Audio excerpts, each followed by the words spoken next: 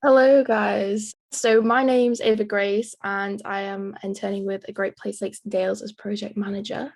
And in fact, actually, one of the films for GPLD I've done on Cultural Vision, I've been artistic director on, which hopefully will be out soon. But tonight, I want to welcome the first GPLD live film night called Clips of Creativity. So, over the next hour, we're watching a collection of short films. We'll also have a wonderful array of creative projects that have taken place over the past 3 years with support from GPLD. And also some that have been in collaboration with many of the great talents that is around in the Lake District and Yorkshire Dales. I'll be chatting with some people as well who've delivered these projects and just finding out a little bit more of what they've been up to recently and what they might have planned for in the future. But now it's just time for us to grab our complimentary cakes and yes, sit back and enjoy the first set of films. I'll see it clearer now.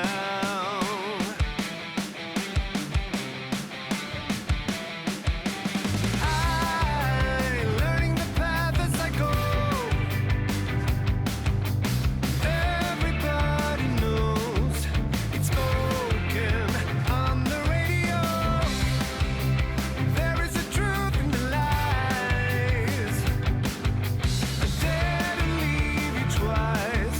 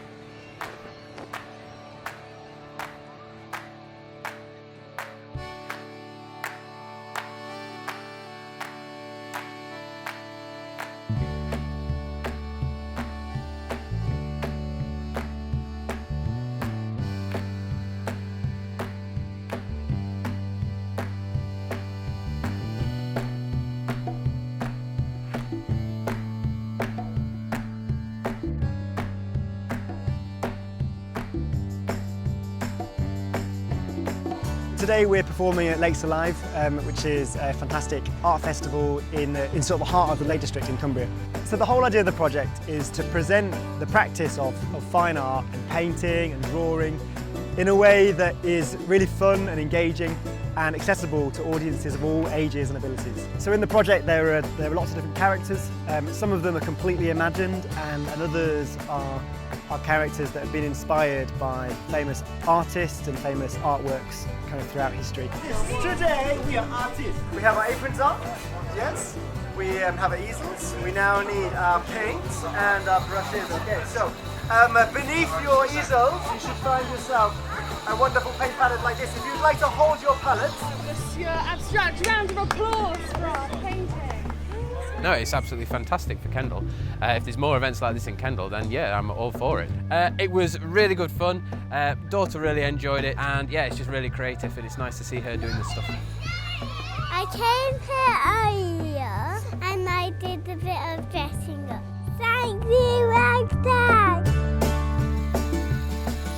We are running art classes, but we are completely in character. So there's lots going on. There's water lilies, which I am, and we're very naughty and cause lots of trouble. And we work with the younger years, so we are non-verbal, so it's a tactile kind of art project. And then Monsieur Abstract is running everything.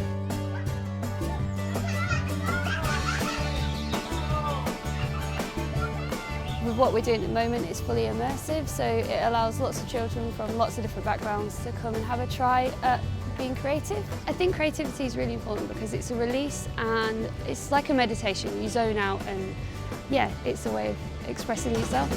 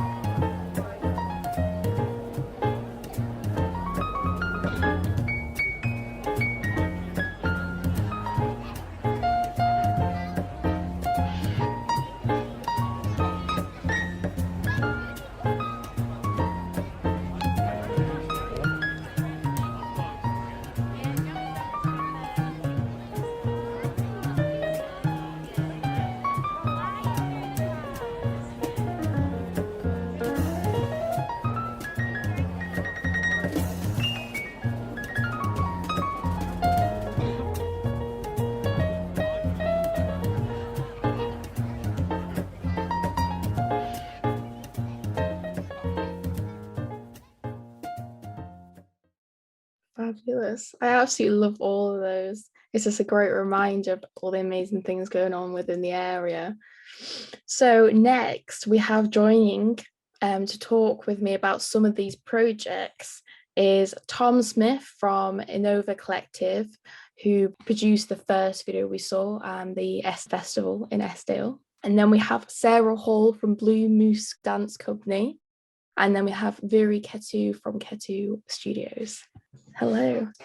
It was fabulous seeing your videos. Honestly, it's so nice to remind you of all the amazing things going on within the area for young people to get involved in and just have fun and experience all the amazing stuff going on in the countryside. I just think it shows how it can be like Cumbria can be very rural or it can be very town based. So I think both of us like and in the Dales as well. So I think there's a vast array of like the questions always asked is the great outdoors where it should be, or is it in a town? So I think it just shows what is out there and what can be done in a rural location or in a town like Kendal. Yeah, the videos really put the place on the map of everything that's going on, which I think's just so needed because not many people are aware of all the amazing projects and things that are developing that people can be part of. So yeah, thank you guys for doing what you do. It's great. So I do have some questions for you guys, and if anyone else does, feel free to send them to Manon and she will send them through to me to ask you guys. But I just wanted to start off with, firstly, is Tom, I have a question for you. Do you think people are surprised when they hear about this amazing event happening in such an isolated and secluded place? I think so. Yeah, it's we've to be honest, we've never really gone out hugely and marketed it in that way. We've always wanted to grow kind of like more organically. We've found that a lot of people come back year on year and bring a friend or bring a family or someone's recommended it. So yeah, people. I think if you've never been to Eskdale before and you've never been to the bottom of Eskdale before, especially if you decide to follow the sat nav and come over Hard Knock Pass, you get quite a bit of surprise where you end up. So yeah, I think it's still quite a little bit of an untouched area of Cumbria due to the fact it does take a little bit longer to get there. So there's like, we do advise never ever to come over Hard Knock Pass, but you do get a few surprised guests saying, is that the only way in? But like, no, there is another way in. So yeah, so people are surprised, but one of our benefits is the beauty of the valley. It's one of our biggest selling points and it's there every year. It turns up every year and it shines every year for us. So yeah, really impressed with it. That's great to hear. Yes, I think when I last went, I did accidentally go over the Hard Knock Pass. Yeah. Last day, it was an amazing journey to the event. The views were unreal, and it's so worth it when you're there. And I also was thinking as well, Tom, I have another two questions. The first one is, do you think that the artists that you have at the festival are quite known before the event, or is your festival kind of a platform for local independent truck, maybe food makers and also artists to, have a platform to reach another audience within the area and grow their audience? Yeah, we think so. We're based on the base. If you look at, we're based on the west coast of Cumbria, so we find there is a lot of amazing artists, performers, food vendors, everything. We predominantly try to go as local as possible we can. We also like to invite a few music bands and a few different things from outside the area, so people can get a chance to see that.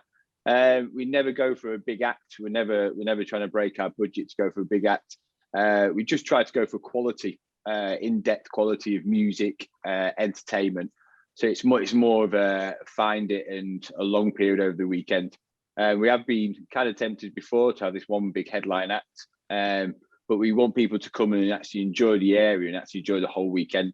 So we do try to get quite a depth of artist food, but we do predominantly try to give this platform for people in Cumbria, artists in Cumbria, to perform on. Yeah, that's just great. I absolutely love that. And I'm really fascinated as well about the Innova Collective. Could you tell me a bit more about that? Yeah, so the Innova Collective is basically an event company based in Kendal. We basically run as a collective, so we have a large amount of young freelance staff on our books, which we predominantly go out and do events with, or people approach us to help us run events. And we've just got a really good freelance-based team, quite young, which I prefer. I'd like to give people a chance to have a go and get out there and see what it's about. It's a hard industry to get into. Usually either emptying bins or stood on a car park. That's one way to get in before you can get involved. So we do like to give young people a chance to, we've got a really good diverse range of female and male led. Our stage team is really young. One of my coordinators who helps me run the festival is really young. The person who runs the lineup, she's quite young, Evie. So we are all about giving young people a chance to be able to operate. I'm a little bit older, I'm afraid, so hopefully I bring a bit of a wise head to the company. But yeah, we're just all about being a collective, collaborating with people, and trying to put on some quite remarkable events that we should showcase Cumbria and the Dales for what we are. I love that. You kind of brings bright young ideas, and you bring in the wisdom. Very Yeah, I love that. yeah. Usually I get talked out of my ideas and they get their way, so that's the way it goes, I'm afraid. So yeah. Love that. Thank you so much, Tom. Thank you. No problem. Thank you. And Sarah as well. I've got a few questions for you now. I'm really interested to see what inspired you and Zana to create Stride. So one of our big passions is that dance can be anywhere and can be for anyone. So dance is for everyone. And what dance is, it isn't really defined. It can be anything. And what was great about the opportunity with Great Place Lakes and Dales was that we could really celebrate the community that we're in. And Tom touched on it about the real geographical diversity of the space that we're in. So we really wanted to celebrate that by meeting people where they are. You know, so going to the dairy farm, going into the centre of Skipton, going onto the fell runners. We went and met the fell runners when they were starting their race, and just kind of really celebrating the people that are there and what they do in their daily life, and having that as an opportunity to kind of showcase movement. You know, that they are moving, they are exploring, they are expressing themselves, and there isn't a one size fits all. So it was really, yeah, it was our opportunity to kind of celebrate the area and celebrate that everyone has an opportunity to dance and to move. Yeah I love that, because when I first watched the video, I just thought it was such an amazing way of showing the diverse people within the areas, and actually from such a different perspective.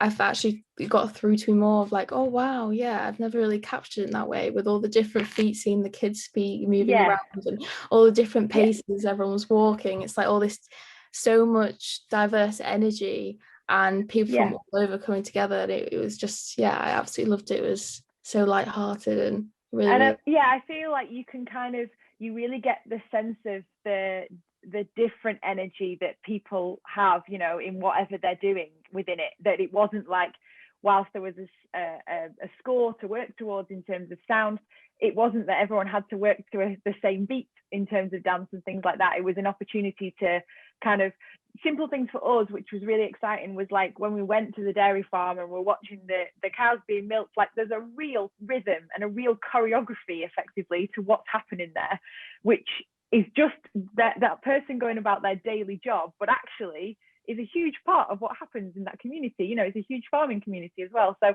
it was really nice to capture that rhythm and almost expose the daily activity, the pedestrian activity, as its own art form in its own right as well. Yes, definitely, and I'm so grateful that you saw that and shared that.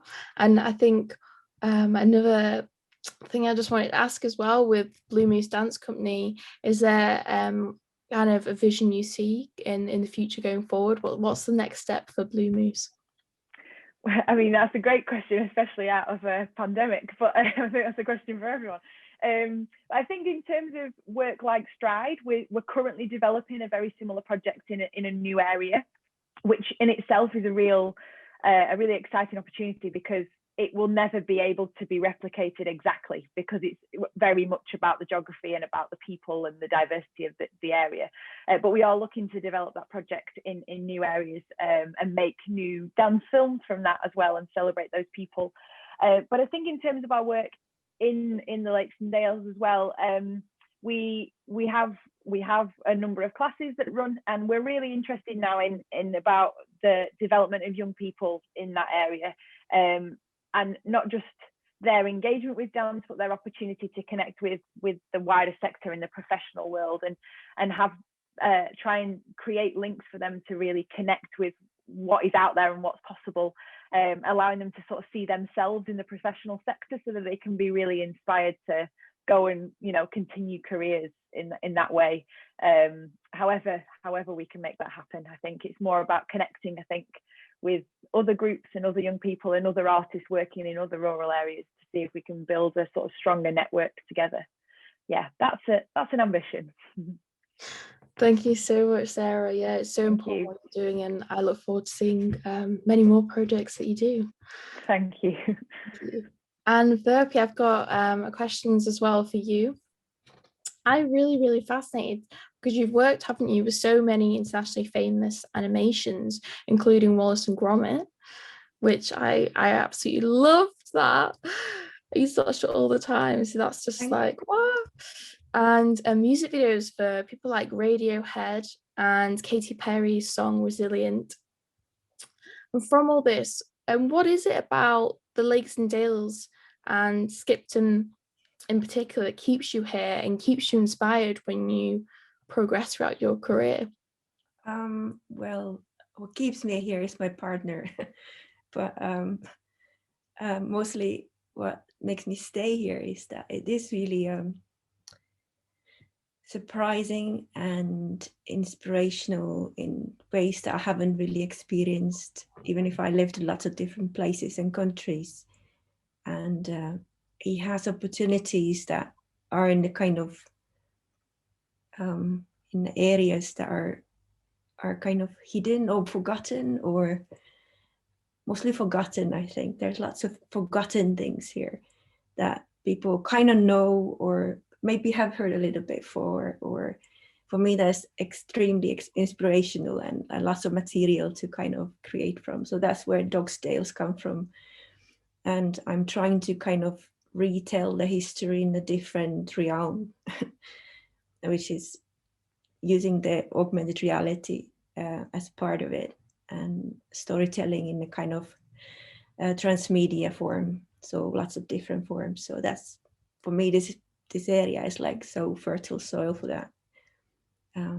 Yeah, so going on from that about Dog's Tales, could you tell us a bit more about that and why you decided to make it out? For me as a filmmaker and animator, it's not really enough anymore to just make a film. Film is something that people just watch once maybe, or if you're lucky twice, and then it's kind of done and forgotten, and then the next one is quite, as a creative, is quite unsatisfactory for longer term. So I want to create like now when all the equipments and things have kind of moved on for better and easier and cheaper form, and you can kind of easily learn these things yourself too with some time. So I want to tell stories in a more immersive way, more transmedia way, so you can see something, but you can also go there, you can meet the characters, the story keeps going, you can learn from them, you can touch it to different places. It's just endless kind of world building in a different medium and different level, in digital form and in kind of reality form, and that is very inspirational for me. And all the kind of like, did you know that there's giants here in Dales? There's histories of giants, and their first pirate king was in here, is buried in the church there. There's these weird little white-haired boys come out of nowhere, and assassins and dragons, and my God, like the vast array of stories that there are, but they kind of have forgotten. So I'm kind of weaving them into something a bit new, but also experiencing. But it's about telling history in a new kind of way that that touches the reality now, and has a bit more interest possibly in other countries too. The Dog's Tales is going to be without any dialogue, so hopefully it's going to go international, so people will then notice Tales in a different way. Yeah, I love how you're eliminating the barrier of language to really be able to connect with people on such a wider scale. And I can really understand how the history has inspired you so much. And I love that you're taking, like they say, the old for the new, because you're transforming into a new version that the future and new generations within the area can enjoy from the history of. And yeah, it's really, really good. So thank you both for that. I think we're running out of time, so thank you so much for sharing your insights with us. It's been great. And now I think Mana's going to put on for us another set of short films for us to enjoy. So yeah.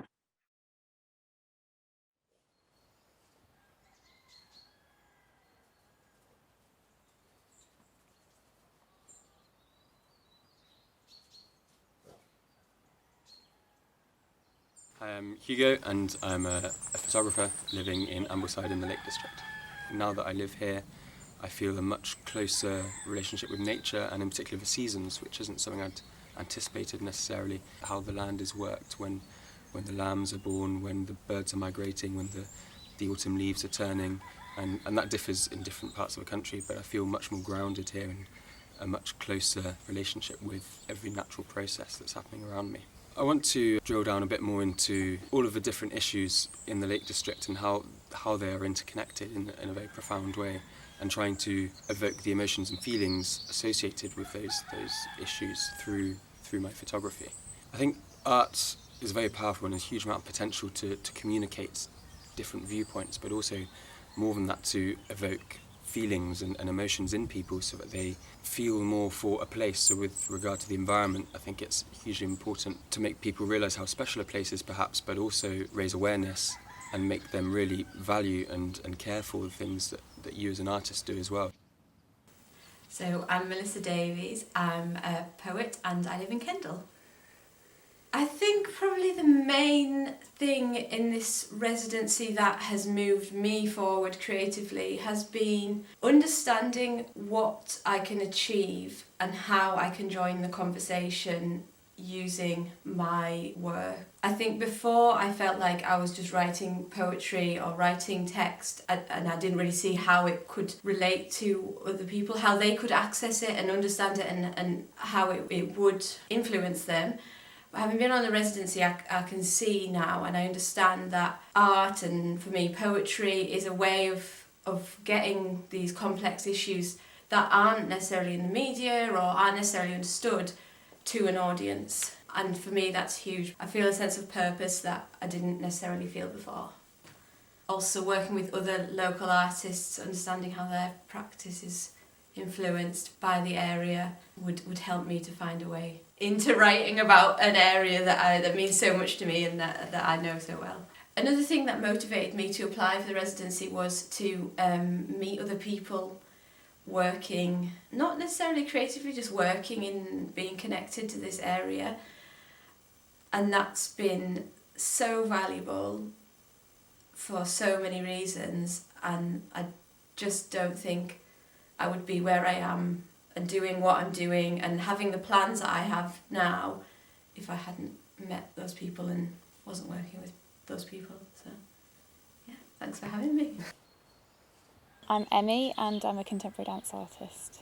I've mostly lived in cities and thought that the Lake District, as beautiful as it is and as much as I love it, is not a possible place for me to have opportunities for my work. But since coming back by accident, have found the opposite. I didn't expect it to be somewhere where I wanted to be, but then accidentally by being here I've been really surprised how much it's opened up my practice and how much it's opened up opportunities for me to meet artists like Somewhere Nowhere and all the people that have come to this residency, and been really surprised by how excited I am by lots of different things that are happening here. And I want to now find them and dig them out and find those people that are doing those little nuggets of cool stuff. I came here hoping to push my work a bit further through collaborating in different ways than I'm used to doing, because sometimes if I've collaborated I might have been a dancer rather than a choreographer, and I haven't led the relationship from the beginning. So it's really nice to be from the beginning where everyone's ideas are fresh and no one knows what they're doing and we're all fumbling around trying to figure out what might work or what could go together and could make sense and make sense of here. Thank you. It's been amazing. I've had the best time. I don't know whether I could ever recapture this unless it was in a residency form, this sort of thing. Because You can't do this when you're in the real world. Real world.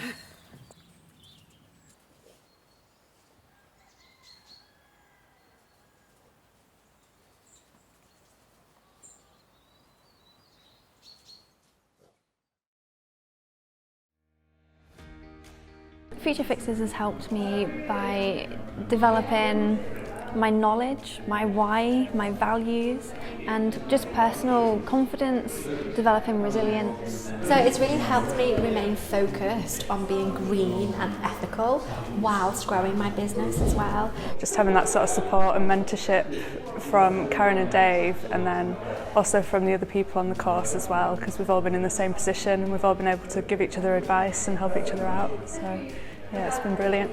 What makes it different from other courses that I've been on is the developing yourself. I think that's really important because a business is ultimately you.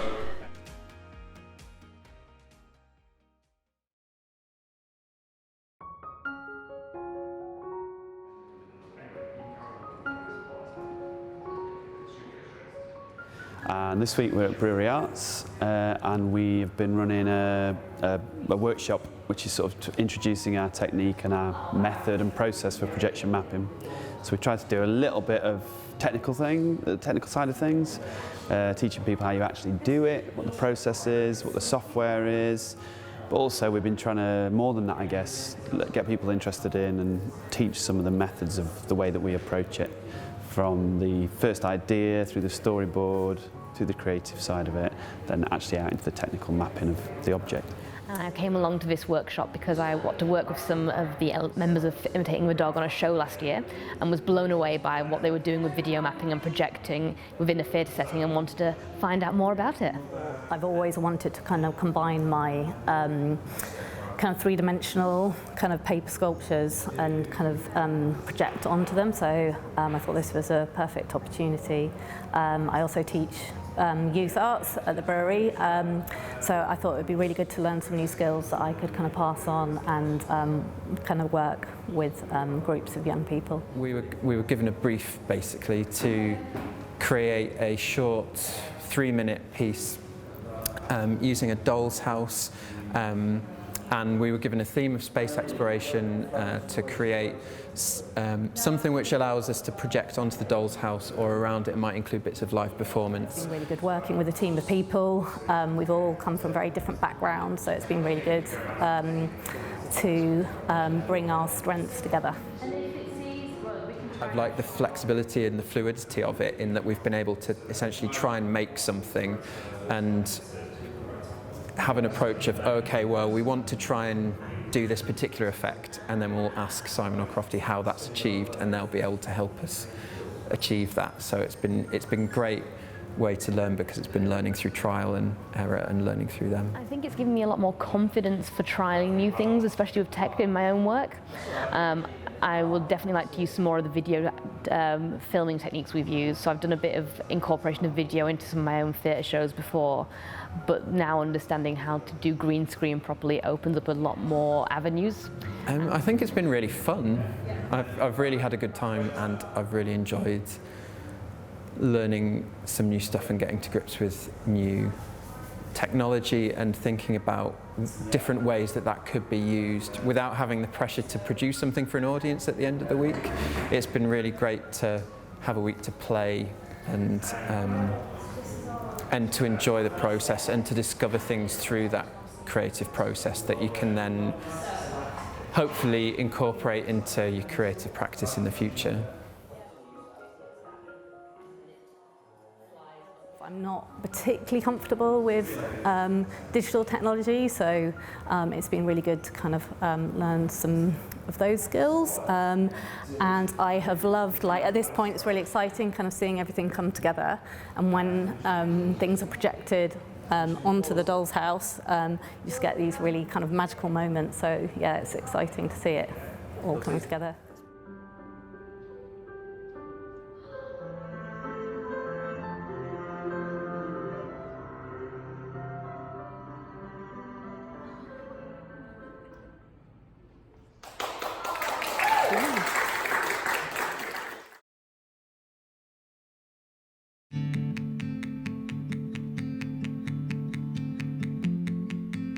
This year we're also working very closely with Kendal College through our Creative Leaders programme to build new and innovative ways of getting local people involved with the creative industries to really show what creativity, determination and enterprise can lead to in terms of what young people through Kendal College can contribute to our local economy in terms of the creative industries. One of the main benefits for us was that we managed to get all the students to collaborate together. So we've got art students working with music students, we're working with performing arts students and tech students. So all these students, as they would in the real world, in the industry, are actually working on a project. So we're really showing them the breadth of what the entertainment industry can offer them, and for the artists involved as well, what they can do with their skills. We've been looking specifically at the themes of industry, adventure and wild to go in with the overriding theme, which is Made in the Lakes. All the courses that are involved in Torchlight have been given course-specific things to do. We, as students, are given the opportunity to step into that role as management and have control over situations that we necessarily wouldn't have. This experience is really valuable for us because we can draw on all the experience we're going to get in the next few days and bring it into our real life. I think Torchlight has really pushed me because it's given me skills that I didn't have before. Like, I would never have gone up to somebody in the street and pretended to be a fisherman or like try to interact as much. It's given me a different scale of confidence, and I think it's really, really going to help me in the future. In the procession, I am part of a walking giant. There's two of us, well there's three of us, there's the giant itself and then there's two hands. And I'm one of the hands that will be waving to everyone in the audience, and we start the procession off, so it's a big responsibility that we don't mess up. It's important that young people are involved because it gets them started in with creativity, and that gets their imaginations flowing. And watching Torchlight, children can see other people's creative ideas, stimulating other imaginative things that they can do in their futures. We work on the lights within with these structures themselves, less jobs for the performers to worry about, brings the structures to life. Working with them is another job, helping build communication with stuff like that. It's builds a nice industry kind of environment. I think it's important to get young people involved because there's not a lot of opportunity for a lot of kids without experience, and being able to work with the things they provide, the lighting and the building and all that, they can be useful things on a CV perhaps in the future.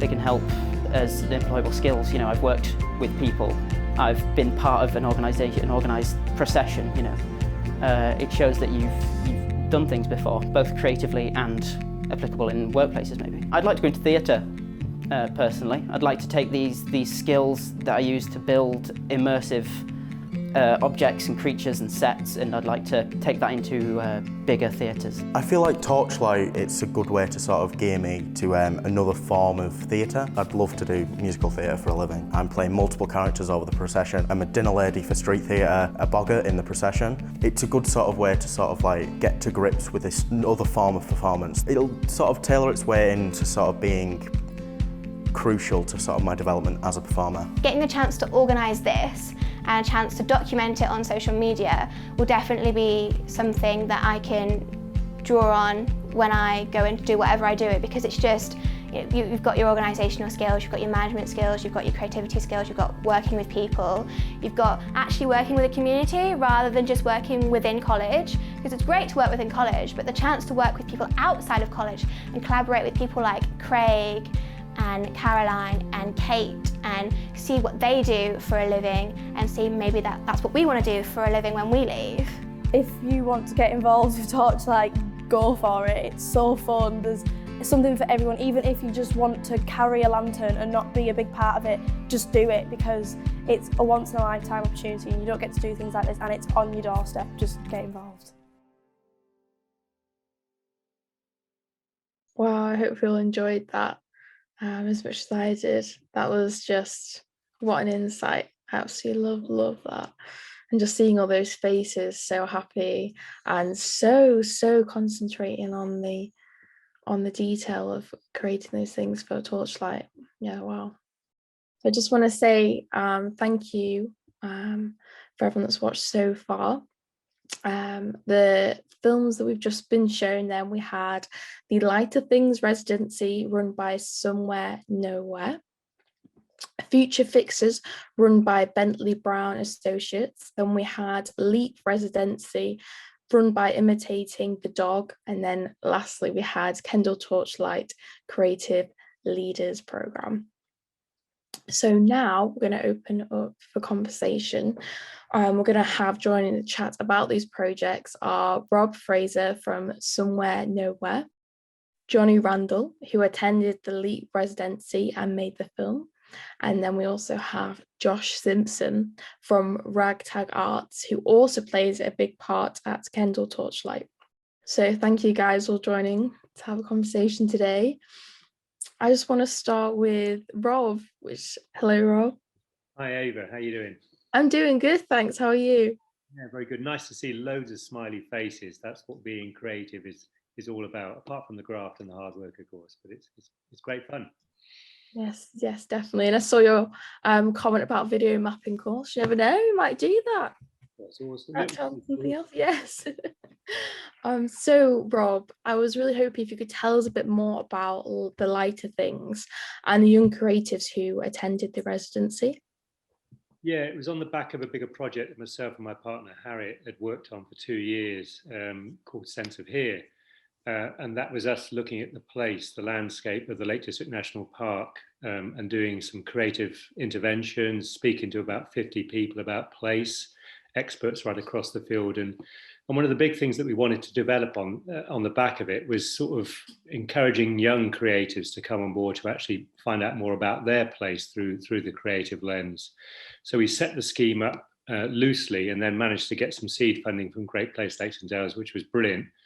And took over a camping barn in the Dedham Valley, which is a beautifully quiet part of the Lake District in the sort of the south middle bit, and spent 3 days there with the 5 young creatives. And to be honest, we didn't do a lot of creativity itself. It was more about just talking about place, the complexity of place, the way that the landscape is managed, and had lots of great conversations and thoughts and debates and just sort of talked, had conversations. We were lucky that it was a glorious September weekend. It was really warm, t-shirt weather, eating outside all the time and just exploring the local landscape. So it was a great seed bed, I think, for the young people that came along, as you heard from the film.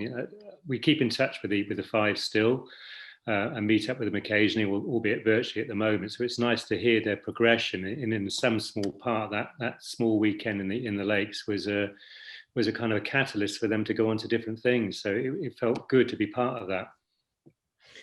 Yes, and thanks Rob for that. I find it really, really interesting when you said about how that when the people attended, it wasn't necessarily they were there doing lots of creative things, it was actually the conversation. And it's important, isn't it, to have that space for creative, a safe space to explore and just again have conversation with others like-minded, to then go away and be inspired to be creative.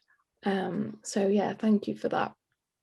And I also wanted to ask, with the Lighter Things, is that part of something much bigger long term? What's next for Somewhere Nowhere? There's loads next, thankfully, even though we've had a fairly rocky year, all of us. We've got a few projects on the boil. We were going to be developing a kind of a young person's program on the back of it. We were kind of stepping up. It's always about pushing the envelope as a creative. You're always trying to do things that slightly scare you. And that certainly would have. And I think you were going to be involved in that, Ava. We're bringing together 12 people from across Cumbria, from different backgrounds, different viewpoints, different value systems, in a non-judgmental way, to try and explore what it's like to be Cumbrian, and just get these people talking to each other, young people, to find out what makes them tick in this area. Unfortunately, that had to be put on hold because of COVID, because we wanted it to be a real experience rather than a virtual experience. We found out a couple of days ago, thankfully, we got an Arts Council grant to develop a project, county-wide project in Cumbria, working with the creative sector right across the county, called Desire Lines, which is about getting creatives just to walk with their creative neighbours, walk to creative places across the county, map their experience, and then have a chance to take part in an exhibition which is going to tour around the county. So thankfully we've got the funding for that.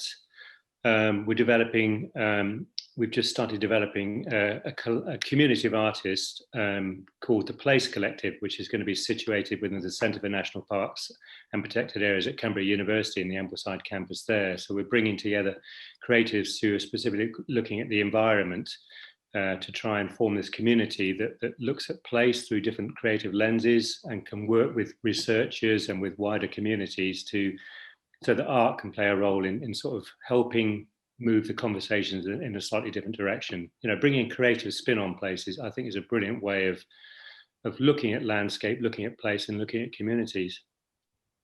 Thank you very much for that, Rob. Thank you. And I have some more questions now for Johnny. Next, I just wanted to ask, as a filmmaker in this area, do you think that your future is rural? So I mean, yeah, first of all, I guess, like, since that project was done and that film was made, I've relocated to Lancaster, but I was born in Cumbria and from Cumbria, and it's where my heart is, and so it's a place that I think, I can't remember which of the films earlier, someone said that they felt really grounded in Cumbria, and that's exactly how I feel about the place. And it's I can't imagine not wanting to be there and create work there with its people. And I guess I've never really felt like I want to go and work in a big city. So I've never, I guess in film, people always, sometimes people ask, oh, well, do you not want to go and be part of a huge production company, or go to Manchester or go to London? And I have to say, honestly, it's never been something that I've been drawn to, because I think that there is,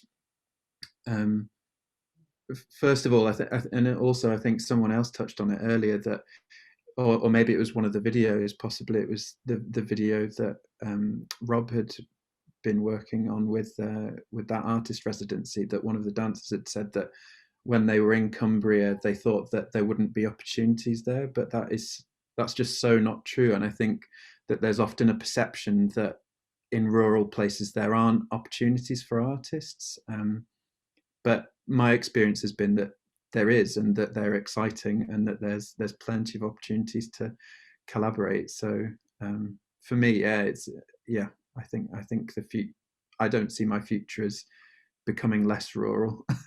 I'd like to, I think there's always more that I want to learn about rural places, and there's always more. There's always ways to kind of deepen our connections and relationships with rural places, I think, and I think through creativity is one of the great ways to do that. Thank you, Johnny. Yeah, I really emphasize what you're saying about, being somewhere that's inspiring, and it's just as important as being somewhere that's got connections. And what's so great about this area is that you can combine both, and it is possible to have both things together. So yeah, thank you so much, Johnny, for that. And Josh, next, I do have a question for you as well. We've seen in your films great support for emerging artists and new businesses. Do you feel that it was supported when you first started out in a creative career? For me personally, yes. I think it was an interesting journey for me getting into work in the creative arts. I think I think maybe a different setup now. I think there's a lot of opportunities. I think I've been really impressed by all the different things that have been going on in Cumbria and opportunities that are for young people. I think when I started out, I didn't quite know where to begin.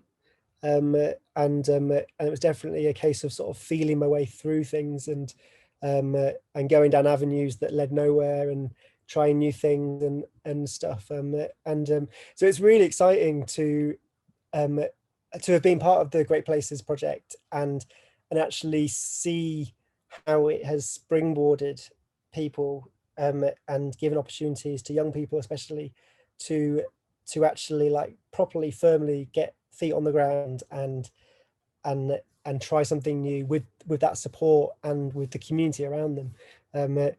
So that's been really exciting, part of that.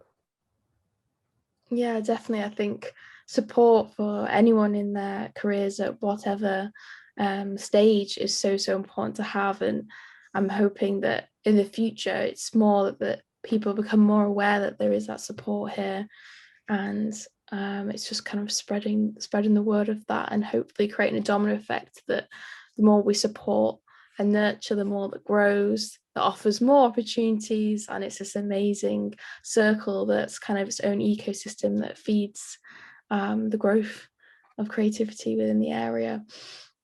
So thank you so much for your sharing your thoughts with us.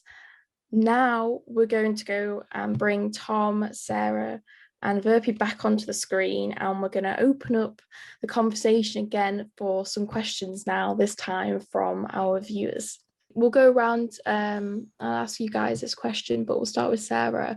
So has the Great Place Lakes and Dales made a difference to your practice? And if so, how? I think it definitely has, actually. So we had 2 different projects that we've done under that heading in its existence, Stride being one of them, which has, I think, has just more than anything given us the opportunity to unite that intention that we had about celebrating communities in that way and reach not further afield geographically, but in terms of the people that engage with what we do. But the other project that was funded by Great Place Lakes and Dales was our podcast, Making It Happen podcast, which was supporting young people into creative careers in rural areas, but beyond there naturally as well. So we interviewed 4 different artists that work and have developed their own careers in rural areas as a way for young people, like a really tangible resource for young people to hear that it's possible, hear how you can do it, that you can make a living off it, you know, feel like they can be really inspired to get into it.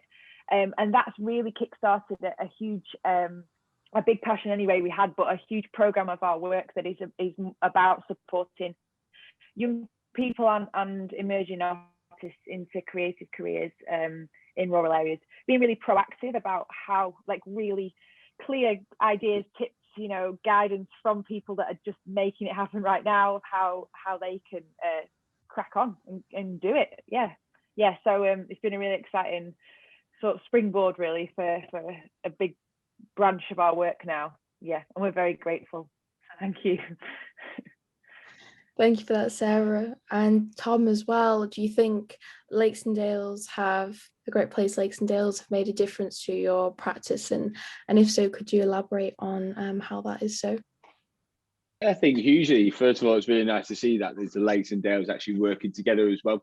Usually you find, especially highlighting more rural areas and what can be done in them rural areas, especially as well highlighting how young people are basically it's very hard to forget that even in down the small feeds, the pond feeds, where everybody starts out, without them opportunities to allow people to start out, it's people's careers wouldn't get off the ground. So I think, it's huge. It's really highlighted for me more of like what is actually going on in the Dales and the Lakes, especially for youngsters as well, for young ones to get going and giving them opportunities. So it's been a real kind of an eye opener for me for like what opportunities are out there for the youngsters and how we can direct them to them people or show them where to go or that information that comes with it. Thanks for your thoughts, Tom. And Verpi as well, I have a question for you. I'm really intrigued to see here what do you think may be missing from the Lake District in Yorkshire Dales? Goodness. What is missing? young people. It's hard to say. There's lots of what there isn't. There's some other stuff here, but what we working with Graven Arts now, where I actually am at the moment. Graven Arts is working towards an actual like a bit more center here for having affordable studio spaces, and that's what we've been working for 4 years now. I think the affordability and community has always been a bit loose. So I think there's more of that last 7 years what I've been here. Not only Craven Arts, but Great Place and all different organizations and places have kind of woken up to kind of actually we should do something about this. So I think it's going right direction. It's coming. Whatever it is that we're missing is coming.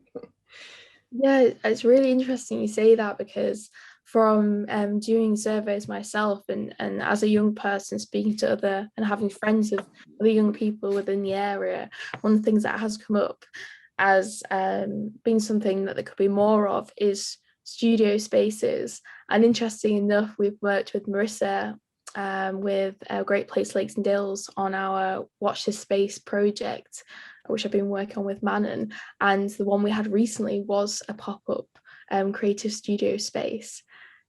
So I think, yeah, I think hopefully that's been answered, and it's been voiced now and it's been answered, and it's just a matter of growing it over the years and making more spaces for that. I would add for that, it's like it has to be constant. Where I've seen successes other places, it has to not just a week or 2 months, but it has to be years. So it becomes a thing that people can set up roots into. So I think that's what we've been planning forward, that the growth doesn't happen otherwise if it's just like little pops here and there, but those help too, of course. Yes, that's a really, really important point to that. Thank you for that. So the next question I have, I don't know if you guys want to put your hand up. I just wanted to open the space to ask you guys a few questions and let whoever feels like they have an answer want to speak on it. So the next question I have is, with everyone living so far apart and working over such vast areas, how have you guys kept in the loop and been able to make new collaborations happen? Yes, Rob? Through this way, through the medium we're all staring at the moment, you know, if nothing else, the past year has taught us that we can do things. You know, the internet is a great opener. We've held several talks, Harriet and I, over the last year, where we've had people coming from all over the world to tap in to see what we're up to. It's great, of course, meeting people face to face. That's where the real connections happen, but there's nothing to stop you putting out work through this way. You know, it really collapses the distance, and it opens up the world in so many different ways.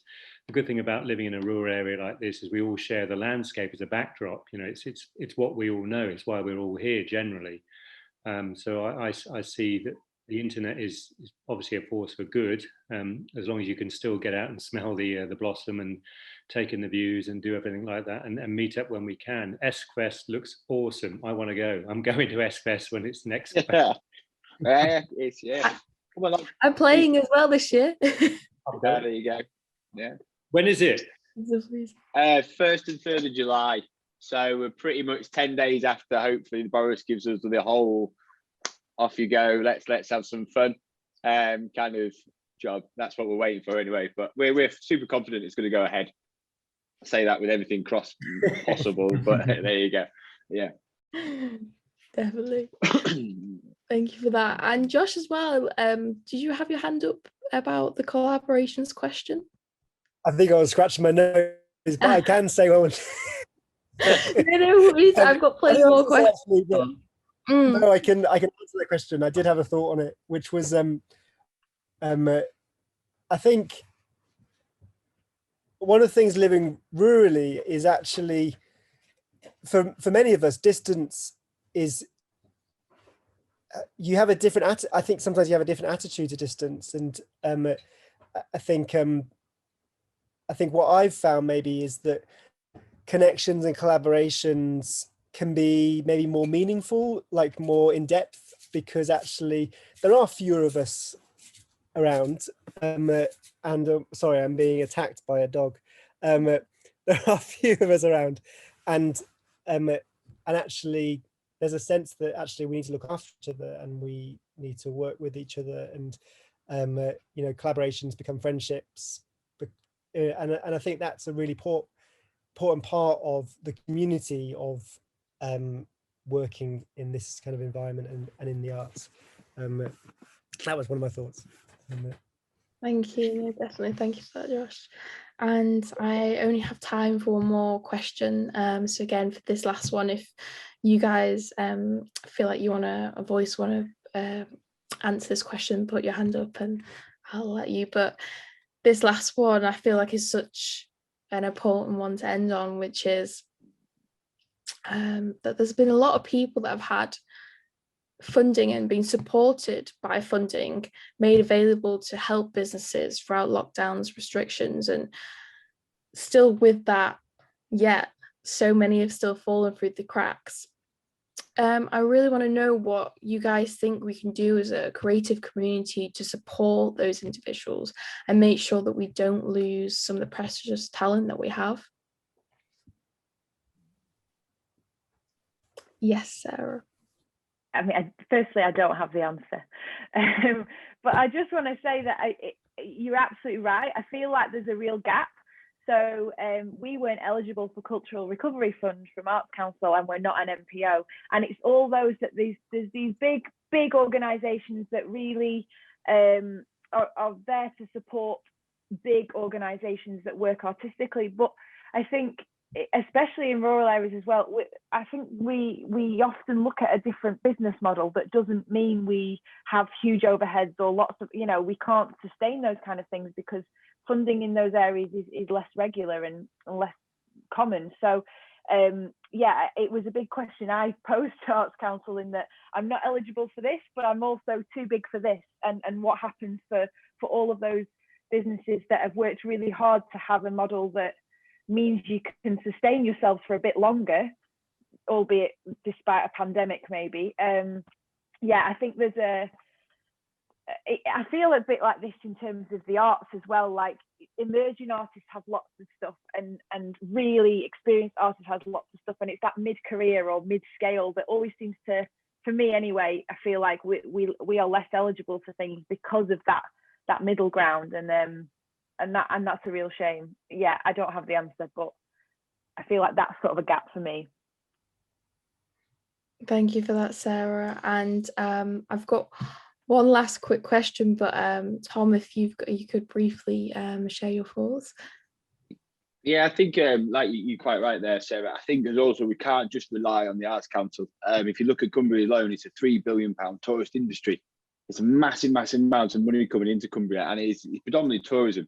But we don't seem to, that doesn't trickle down effect to what can come on and what can go on in Cumbria. So for me personally, I think there should be a lot more funding available through that pot of money that is generated in Cumbria, which is usually through second homes, and some fantastic attractions. Don't get me wrong, some beautiful museums, there's some really good things. We do look after it. There's a lot of things in place to look after that, but I still don't think there is anything out there that is really key to keeping, like you say, and attracting young creatives to Cumbria, because it is expensive, and it is to live in. It is an expensive place to live. So I just think we could possibly tap into more of the Cumbrian honey pot, as they call it, that comes into Cumbria and the Dales. I think there's a lot of funding avenues that could be put through from there. Thank you for that, Tom. Thank you. And I really want to make sure we have time for this question. Just to say, talk about creative industries, not artists, and that's how you get the honeypot. Okay, yeah. Fair play. Good point. They have great images. Yeah. Industry all the time, and that's it. Yeah. Sorry. Okay. Sorry. Oh, thank you for that. Thank you. So I am conscious, Johnny, as well, I've not had a chance to ask you questions, so I have got one for you, but no pressure if not sure about this question. I will pass it on to anyone else in the panel, but I just wanted to ask, is the future rural, do you think?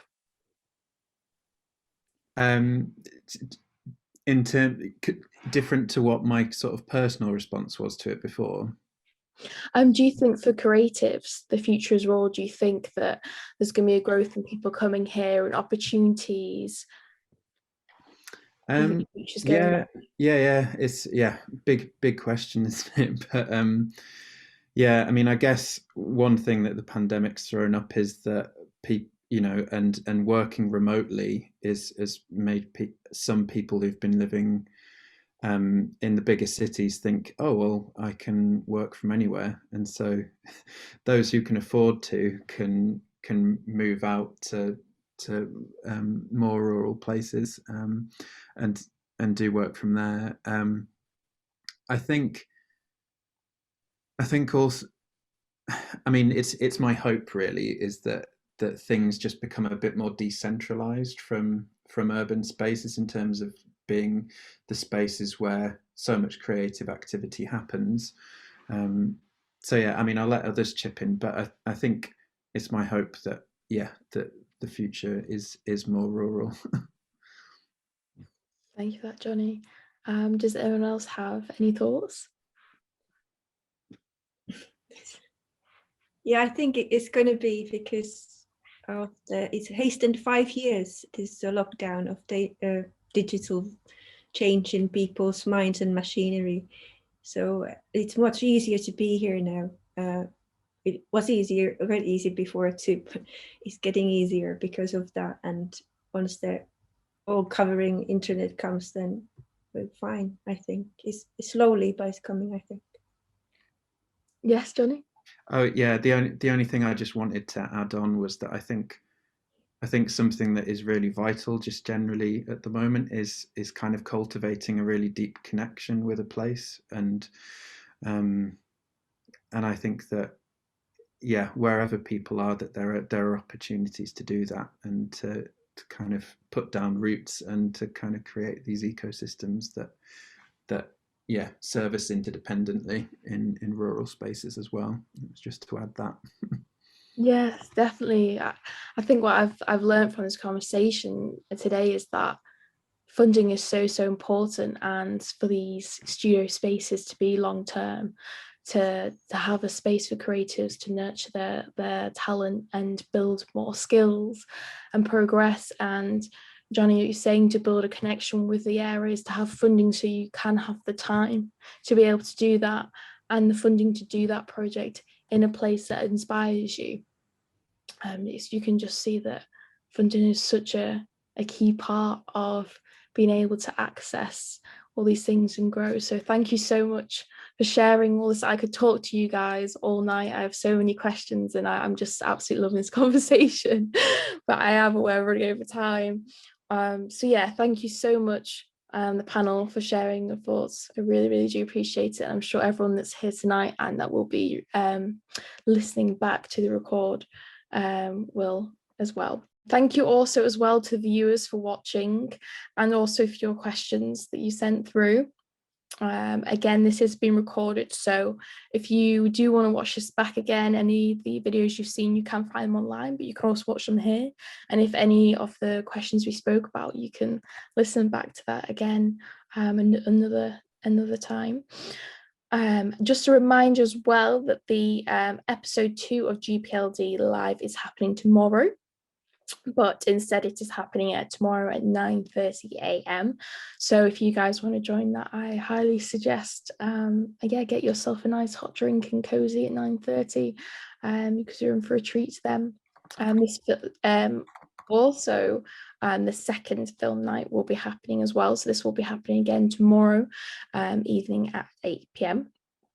You can still book onto that on Eventbrite, and the tickets should be on there to click.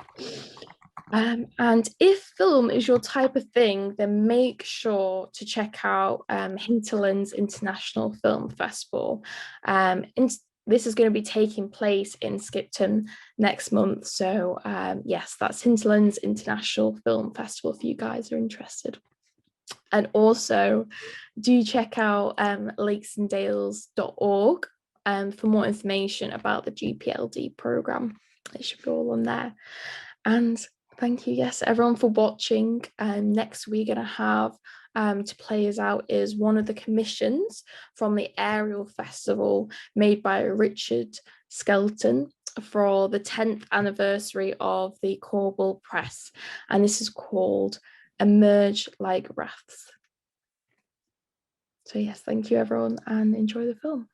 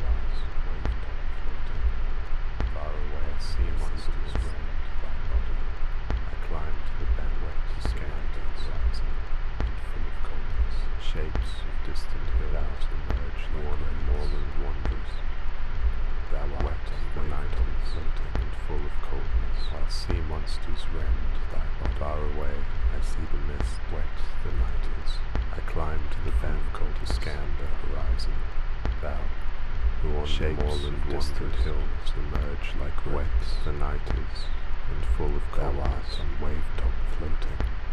Far away I see monsters rend thy body. I climb to the bend wet to scan the horizon, and full of coldness. Shapes of distant hills emerge like moorland wanderest. Thou art wet on the night is floating and full of coldness, while sea monsters rend thy body. Far away I see the mist wet the night is. I climb to the bend to scan the horizon. Thou, who on shapes of distant hills emerge like wet the night is, and full of coldness and wave top floating. Far away sea monsters rend thy